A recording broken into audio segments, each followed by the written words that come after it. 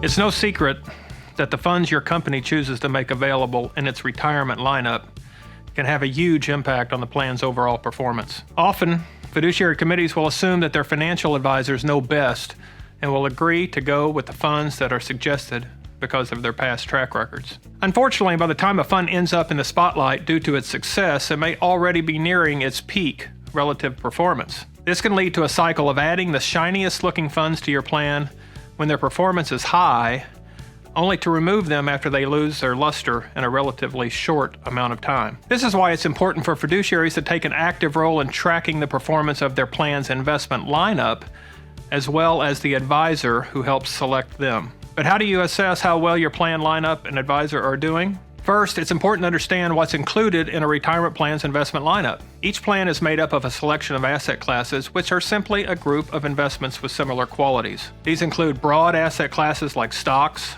bonds, and cash, and smaller subclasses like government bonds, corporate bonds, small stocks, and large stocks. Though the number of asset classes can vary depending on the plan, there should be enough choices to satisfy the needs of a range of participants, but not enough to become overwhelming. Once a company decides how many asset classes to include in its plan, they then go through the manager selection stage. This is where a fund is chosen to fill each asset class. The goal here is not to merely select funds that have done well in the past, but rather those that will outperform over time. In order to know whether your plan's funds are living up to this challenge, you'll need to select benchmarks to compare each of them against. Indices tend to serve as great benchmarks because they allow you to gauge the performance of your fund against the performance of a hypothetical group of similar assets. In order to make for a more realistic comparison, it's important that you only track each fund's performance over the course of time when it's been available for your plan's participants. To get an overall view of your plan's performance,